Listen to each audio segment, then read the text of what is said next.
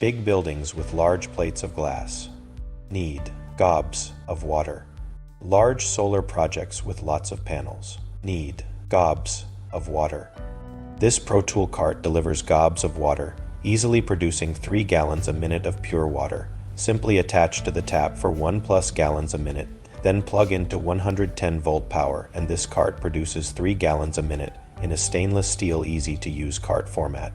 The Protool Max 110-volt cart offers both superior performance and long service life. The Max cart includes a 120,000-gallon carbon filter and a large 20-inch DI cartridge offering long service intervals. There is an RO choice valve so that you can clean glass with DI filtered water or choose RO treated.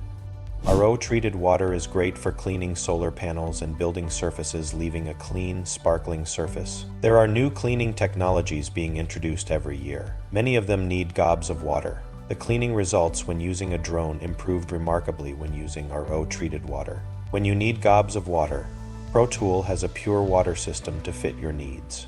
Here we are producing 8.5 gallons per minute flow from 3 RO membranes. For all your water filtration needs, Protool has you covered.